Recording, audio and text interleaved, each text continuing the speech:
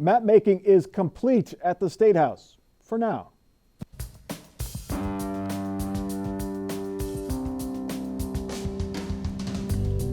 Joining us on Columbus on the Record this week, Michael Miller, former Franklin County prosecutor, Joseph Mas of the Ohio Hispanic Coalition, and Anna Staver, State House reporter for the Columbus Dispatch.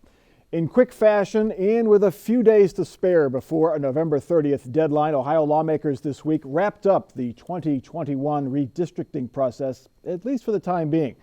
The GOP-controlled Senate and House approved a GOP-drawn congressional map. It favors Republicans. The reputable Dave's Redistricting indicates that 11 of the districts clearly favor Republicans, 2 clearly favor Democrats, and 2 are competitive, one leaning red, the other leaning blue.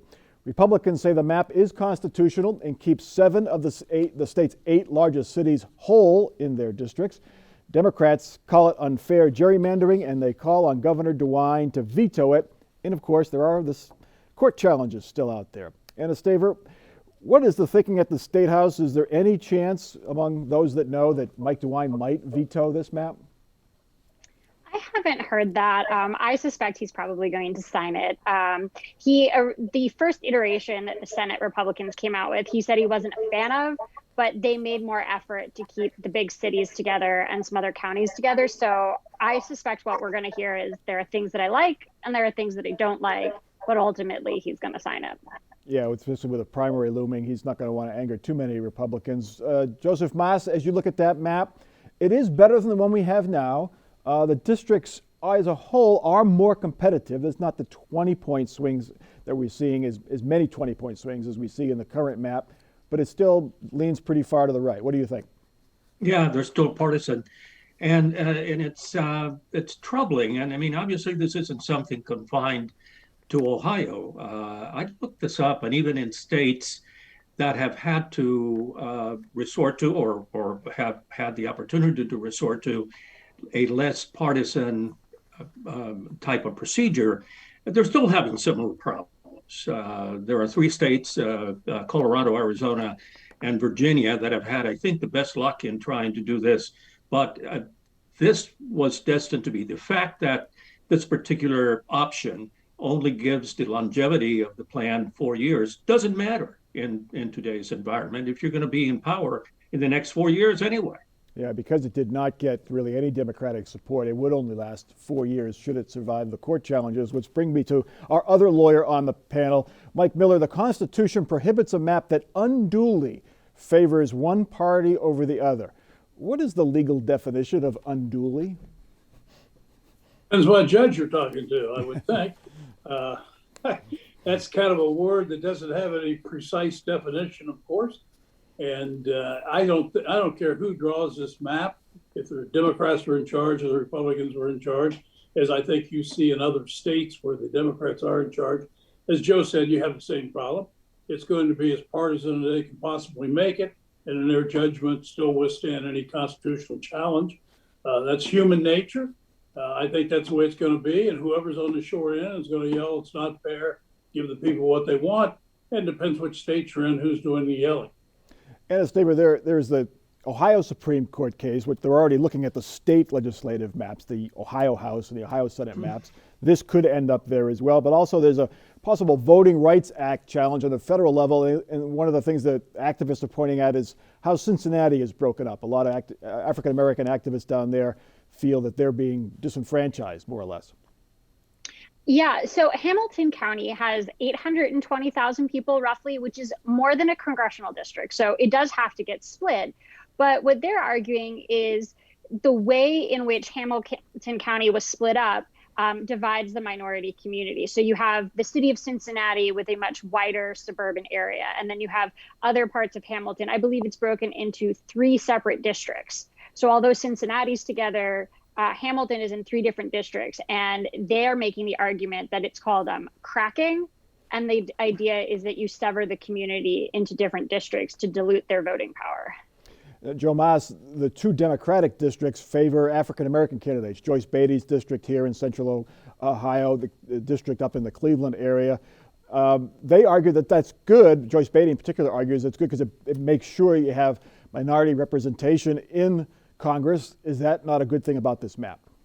Well, it doesn't give you an accurate representation, and I'll tell you, I want to take forward Mike Miller's very thoughtful commentary there, because there is politics and there is politics. You can have politics where what you want to do is to keep all the cookies to yourself, and then there's politics where you can come to a compromise and you can give a little bit and take a little bit.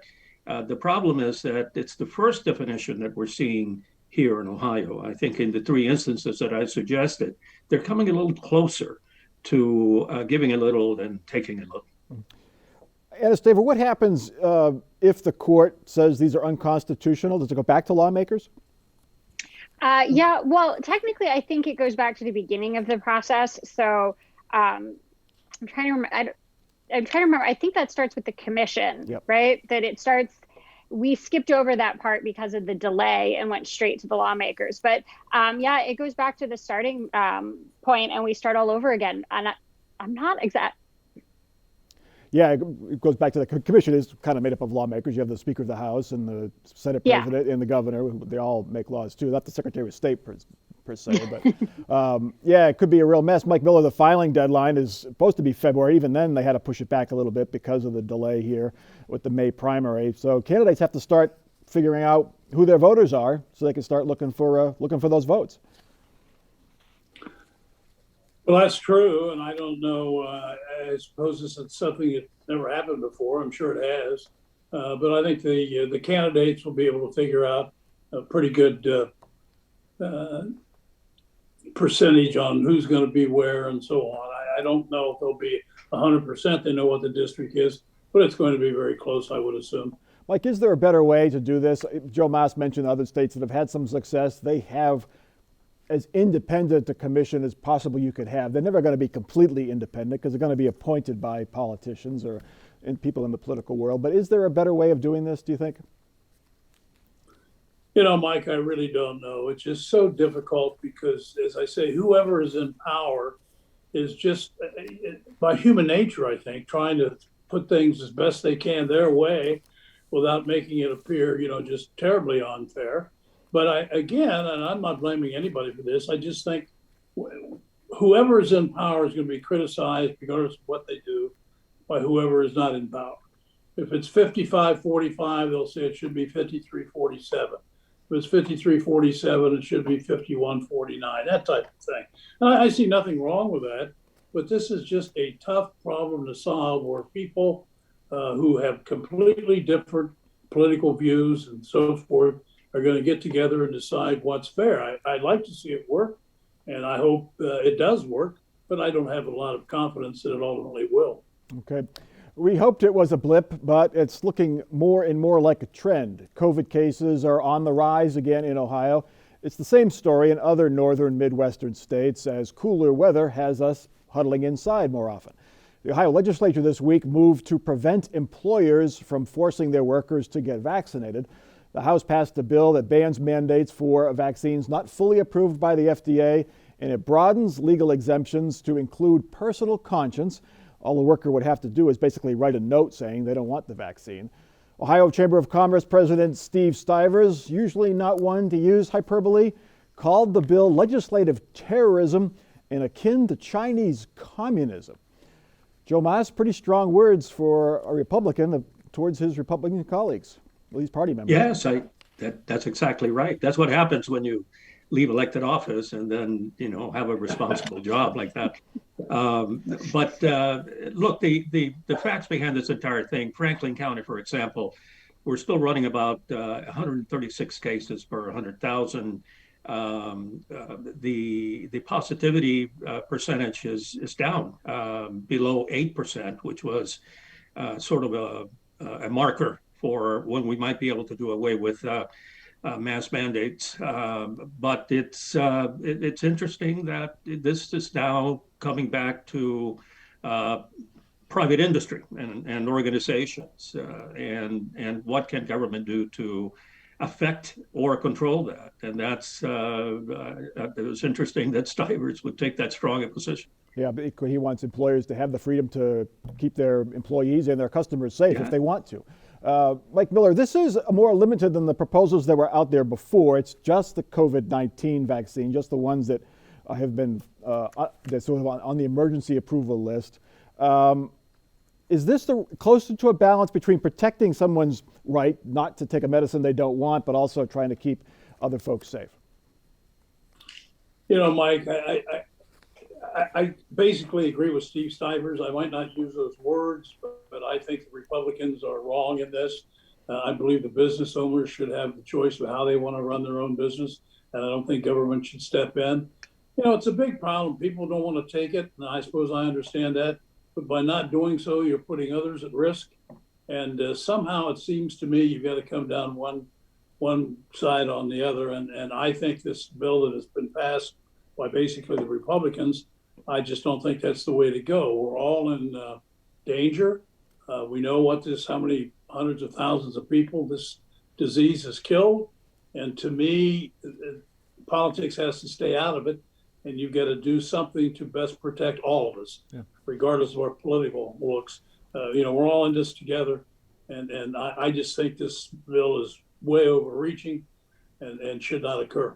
And Staver, how did this come up for a vote? I seem to recall House Speaker Bob Cupp, after the last time this was tried, saying, we're done with this for now. We have more important things to do, but here it was. How did this come about this week?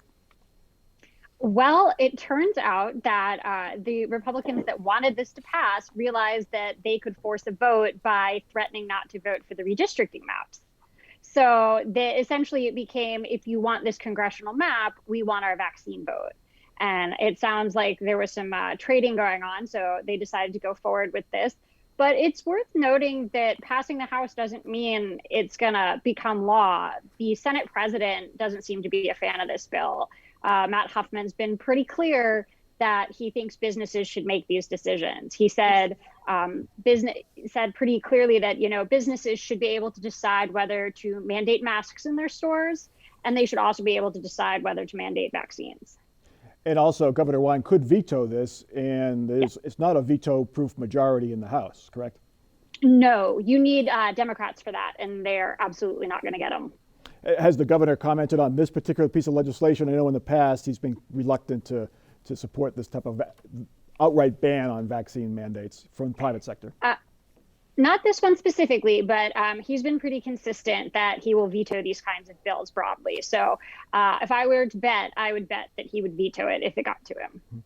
Joe Mas, some companies and institutions have vaccine mandates. Ohio State University has a vaccine mandate for its students, staff, and employees. But to my knowledge, Ohio State has not fired anybody yet. They're trying to work with them. They're trying to bring people along slowly, work on the exemption, get them tested more frequently. But should companies be tougher? Would that force those ones on the fence to get the vaccine? Not the diehards, but the ones who are just putting it off or not sure, to make them get the vaccine once and for all. Well, that's what everybody is trying to do. And I think that, Ohio State for one, Ohio University for another, the vaccination rates are extraordinarily high. I think it's 89 for OU and 93 or something like that for Ohio State.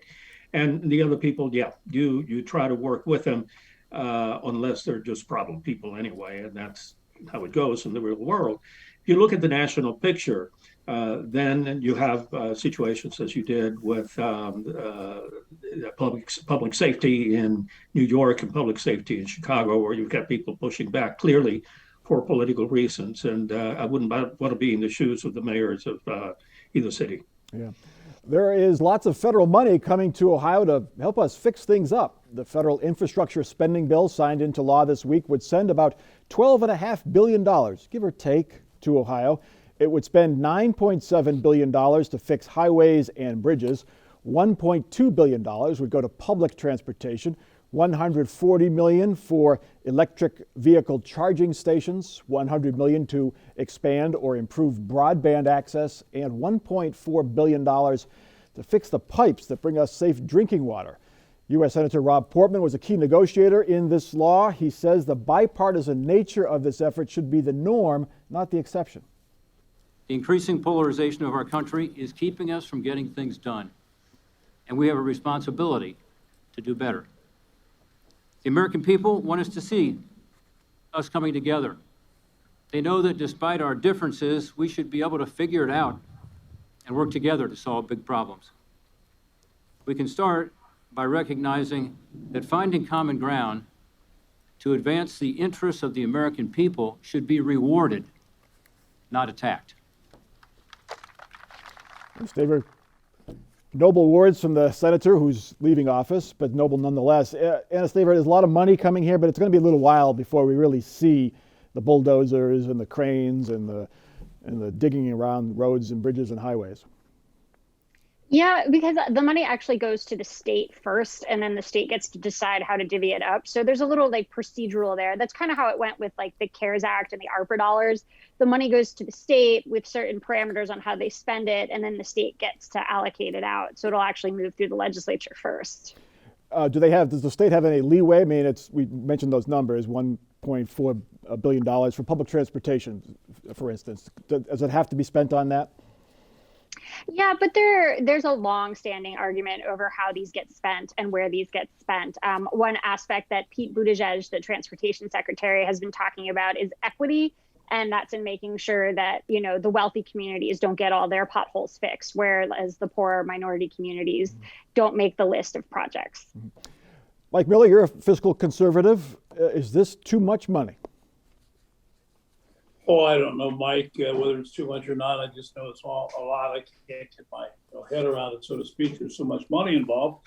But many of the things, I mean, we all know we need to keep the highways repaired, the bridges good, all of that sort of thing. And the clean drinking water. I don't have a problem with that.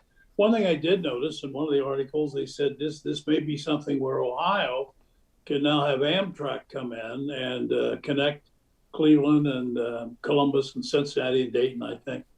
Well, you know, personally, I think that's great, but it seems like this idea has been floated a number of times in Central Ohio, and it's always taken back because they find that it is so exorbitant, the expense, and that many people won't take. So it sounds like a great thing. I read that and I, oh my goodness, that's wonderful. We'll have this Amtrak. And I think, well, you know, all these people who have looked at this before have eventually said, you know, it's not cost effective. And I hope these things, for all this money we're spending, are things that we need, and there's not stuff spent on superfluous matters. Although I, for one, would love to see Amtrak come in here. Yeah, it would also connect Columbus not only to those three cities, but also to the national network. You could take the train to Chicago, yes, to New York, to New Orleans. Joe Mas, because it's going to be a tough climb because the system needs to get built out. You're not going to get a huge amount of riders right away on interstate rail or even intrastate rail, light rail. Should that money be invested in rail at this point? Well, and what it remains to be seen as to how much will be invested in something like that. You know, that's interestingly enough, because when I saw the list of potential projects that this money can be spent on, and I think it's a terrific thing, by the way. I'm a fiscal conservative as well, but that has to do as to where the money is going to come from to pay for this, and it looks like, in greatest part, it is going to be paid for. So the issue of rail or not rail, but everything else that I see on the list of things, the roads and the bridges, and my goodness, the broadband, the clean water, I think these are things that need to be done. I haven't traveled abroad since 2019. I know Mike travels abroad as well, but you know, we're falling behind, at least that's the impression, and we better start supporting our infrastructure. And Staver, turning to the politics of this, only one Ohio Republican congressman voted for this. That was Anthony Gonzalez, who, like Rob Portman, is leaving at the end of his term. Others did not vote for it. They were kind of quiet. They didn't really rail against it too much. But can Democrats use it against those Republicans? And I'm guessing that Troy Balderson and Mike Carey are going to want to have some of that infrastructure money in their districts, even though they didn't vote for it. Anna Staver. Yeah, I think it depends on how quickly we get this money out the door, right? Like if there is there's a lot of backlog in water projects in Appalachia, for example. And so if there's a big water project that's paid for it in parts of Kerry's district, I could see an opponent making the argument like that he voted against it. You know, there's also things, though, that depending on where you come down on it, there's $140 million for electric car vehicle chargers.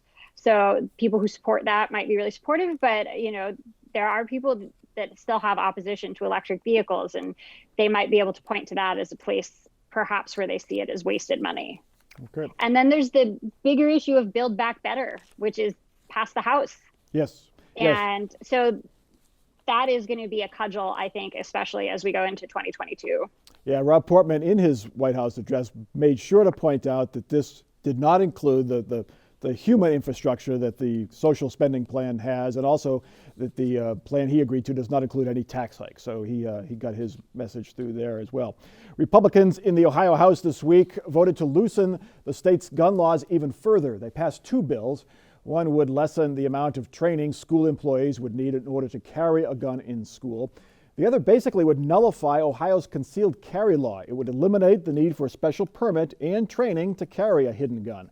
And carriers of those guns no longer would be obligated to tell a police officer if they have a gun in their car. Mike Miller, I remember when this law first passed, Bob Taft, the governor at the time, opposed it because police agencies didn't like it. They didn't like the fact that they could pull somebody over who has a gun hidden in their car. What do you make of this latest bill here? Well, again, Mike, I was opposed to it when it came out under Governor Taft. I still am now. I don't see the point in it. Basically, they're saying anybody 21 years and older who wants to carry a concealed weapon, they can do it. They don't need any training. That's it. And if you're stopped by a policeman, as you indicated, you don't have to tell them to have a gun. I have no idea why they put the second thing in. What problem that is absolutely beyond me. And so far as just carrying a concealed weapon, I can tell you this. I have seen a number of people and some clients of mine that had about as much sense in carrying their legal weapons as a 10-year-old. I just think it's a bad mistake. I know all the gun people would be against my position, but I still feel that way. You've certainly got to have training, and there ought to be background checks or something. But just to say that basically anybody 21 years old, period, can legally carry a concealed weapon, I just find very troubling. Joe Mas, supporters of this bill say, look, there's nothing in the Constitution that says that you have to have a certain amount of training to keep and bear arms. What do you say to that? Well, I say to that they are misinterpreting the Constitution. I think that the state, and I think the Supreme Court has been consistent in that, going back to the most recent decisions in 2008, the Chicago case and the DC case, that states can impose restrictions on this. This is one of those topics that, as in the case of many, that Mike Miller and I agree on 100%. The second part that Mike alluded to is that police officers now have to ask the individual if they're carrying a gun rather than shifting or having the responsibility of informing the officer initiated by the driver, by the one who's possessing the gun. Yeah, it's pretty much of a free-for-all, and heaven only knows where this will lead. But the last thing we need are more guns in the street and people acting according to their fears and prejudices. Anna, what remains to be seen. What are the chances? Is the Senate going to pass this, and will Governor DeWine sign it? I suspect that the Senate may pass it. As for where Governor DeWine comes down on it, I am not sure. You know, initially he said that he wasn't going to sign any gun legislation until the legislature acted on his Strong Ohio. This was the gun control reforms that he wanted after the Dayton mass shooting. But then he's gone and back and signed a couple of different gun bills in the years since. So I don't know. It's really hard to predict what he'll come down on this one. I think House Bill 99, the other one, which lowers the training requirements for teachers to carry guns in schools, is also really sticky because Attorney General Mike DeWine had a very different, much more robust program recommendation for that kind of training. Okay, let's get to our off-the-record final parting shots. Mike Miller, you're up first. Well, back to the COVID problem, Mike. I just came back from France and Paris, and I think somewhere around August the 1st, the president made a statement over there that, hey, if you are not vaccinated by September the 15th, You can't go into restaurants. You can't go into museums. You can't go with any crowd of people. I forget, a very small crowd, 10 people or something. At that time, as I recollect, France was 52% vaccinated. When the deadline came, September the 15th, they were 72% vaccinated. And I think we need something like that to kind of force people. If you don't want it, you just can't go anywhere, because don't put everybody else at risk. Joe Mas, you're up next. Mike, I'm very disappointed. This week, Ohio Attorney General Dave Yost joined the AGs from 2 other states in a suit to force the federal government to restart workplace immigration raids. His logic? That working immigrants bring drugs and crime into Ohio. Shame on you, Dave. You know better. You're lying to us. Anna Staver, real quickly. Well, I thought I'd end us on a happy note. Pelotonia, which is the nonprofit bike ride for cancer research, says their fundraising numbers are back up. So they raised $23 million in 2019, then it dropped down to $10 million during the pandemic, but it's back up to where it should be at $20 million for this year. Good for them. This is a historic broadcast, at least for us here at WOSU. We're concerned. For 50 years, we've produced television in our studios in the basement of OSU's Fawcett Center for Tomorrow. It's been a wonderful home. We've done wonderful work here, and we'll miss the early 70s architecture. Its tiny windows and thick brick walls. Our next broadcast will be at our new facility just east of High Street, the heart of the OSU community. Please notice the abundant glass, and we look forward to hosting you there for live shows and other events. So for the final time from Fawcett Center, for our panel, especially our hardworking crews, both past and present, I'm Mike Thompson. Have a good week.